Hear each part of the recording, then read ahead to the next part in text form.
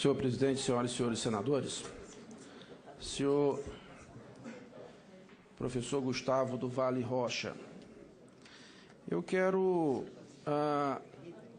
primeiramente, registrar a satisfação de ver que nós inauguramos, senhor presidente, aqui na CCJ, deste Senado Federal, um novo momento para as sabatinas, a partir da sabatina feita aqui há poucos dias com o doutor professor Fachin.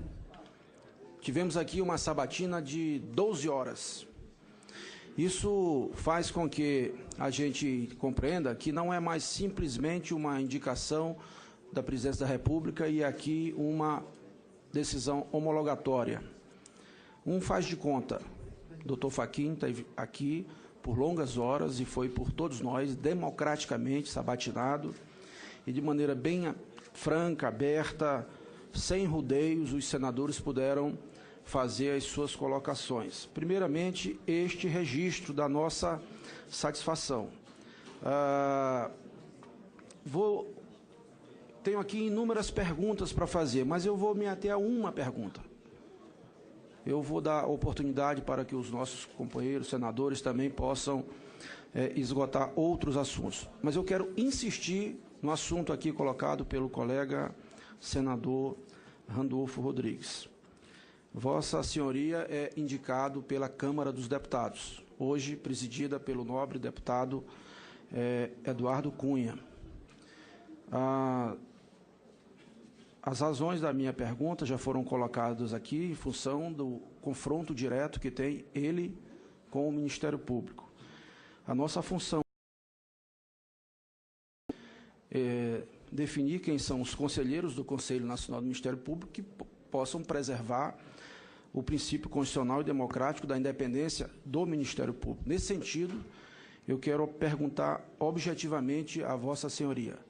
Nesse momento, Vossa Senhoria é advogado em algum processo do deputado Eduardo Cunha?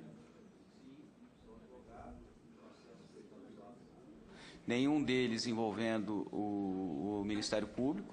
São processos ou queixa-crime contra a honra ou ações indenizatórias. E continuo advogando para ele desses casos. Não atuo para o deputado Eduardo Cunha em questões criminais, salvo no caso de questões criminais privadas, né, e também atuo para ele, em alguns casos, perante o Tribunal Superior Eleitoral. De forma que a resposta é positiva. Na qualidade de advogado do PMDB, eu atuo para o presidente Eduardo Cunha e também para inúmeros outros parlamentares, inúmeros outros filiados do PMDB. Senhor presidente, eu quero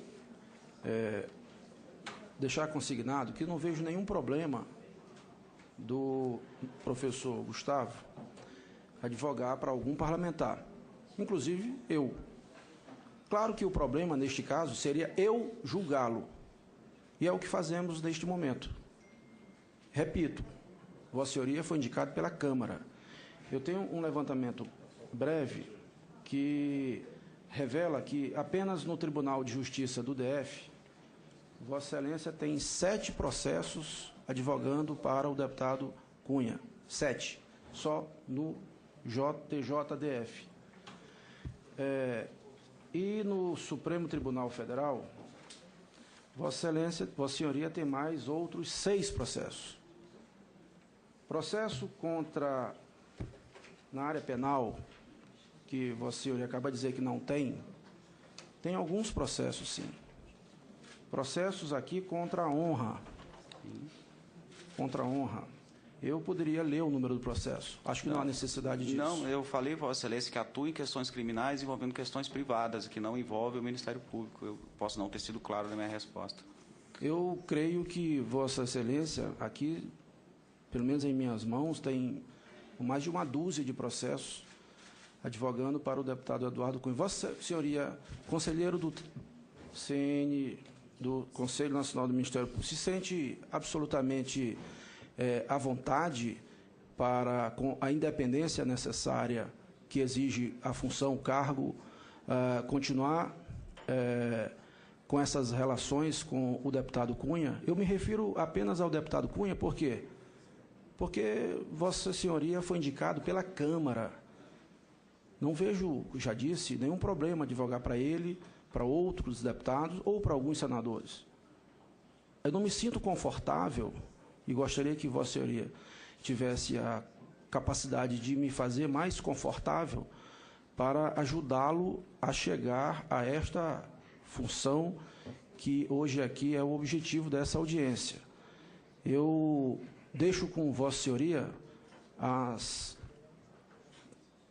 condições necessárias para nos fazer julgar com mais tranquilidade. Porque quando verifico aqui que existem mais de uma dezena de processos que Vossa Senhoria, neste momento, como sabatinado, agora é advogado de um deputado que o indicou para esta função aqui, nos deixa numa situação, no mínimo, constrangedora. A minha pergunta eu já fiz, senhor presidente, e deixo ao sabatinado para que ele possa dar as razões que julgar necessário. Com a palavra, o senhor Gustavo do Vale Rocha. Então, senhor senador, agradeço a oportunidade de poder novamente esclarecer. Como disse, fui indicado pela Câmara dos Deputados. Na sessão do dia 15 de abril, obtive apoiamento de 376 deputados, tanto de partidos da oposição como de partidos da base do governo. Esses votos representaram 90% dos membros presentes à sessão. Então, eu considero que eu sou indicado efetivamente pelo plenário da Câmara dos Deputados. Advogo, sim, em razão da minha relação profissional com o PMDB, advogo para o deputado Eduardo Cunha e, como disse, em questões privadas.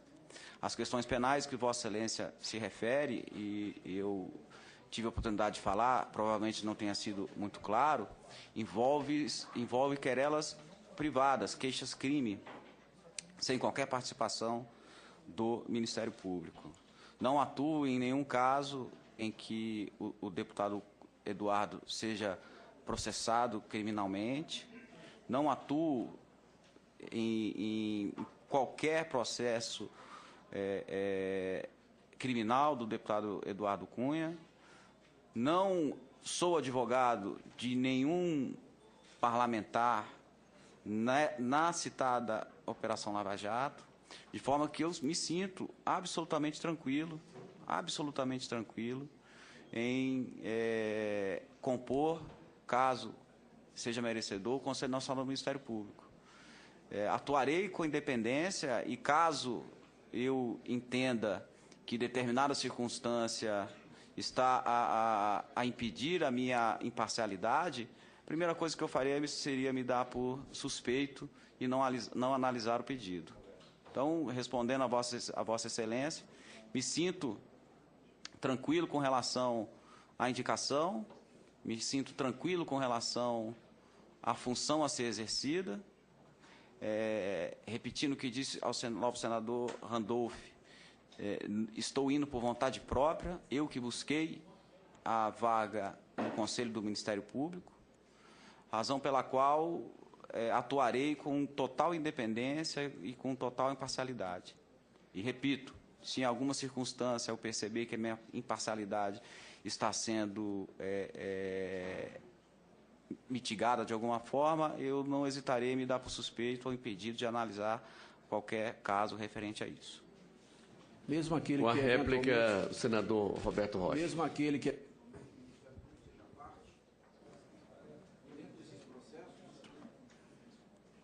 dentre esses processos... Quais processos, senador? Você quer que eu leia um por um? Não, eu não advogo para ele em processo que o Ministério Público é Não parte. tem nenhum processo em que o Ministério Público seja parte neste caso? Os meus processos que eu advogo contra ele, eu imagino que no Tribunal Superior Eleitoral possa ter algum caso em que o Ministério Público Eleitoral possa ser recorrente ou recorrido em algum processo Tem nenhum de atuação inquérito? dele. Inquérito penal, que eu me recordo, eu não atuo, a não ser em casos privados. Olha, tem um inquérito número 2447 que tramita. Sim. E que Vossa Excelência, Vossa Senhoria é advogado neste caso. E, portanto, o Ministério Público é parte. Ele fiscaliza essa ação conforme decisão recente da semana passada do Supremo Tribunal Federal. Eu queria deixar isso bem claro, colocar luz, para que a gente não possa ser levado a cometer nenhum tipo de equívoco aqui. Eu queria que Vossa Senhoria esclarecesse melhor essa questão, porque eu continuo inseguro para tomar a minha decisão. Se Vossa Excelência puder analisar as partes do processo, esse inquérito é em razão de uma queixa-crime.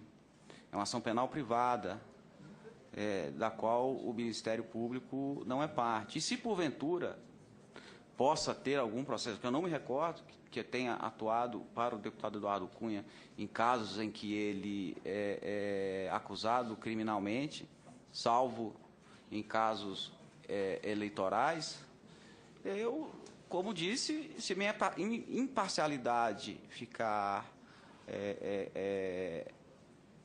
for causar algum tipo de interferência nessa imparcialidade, eu me daria para suspeito.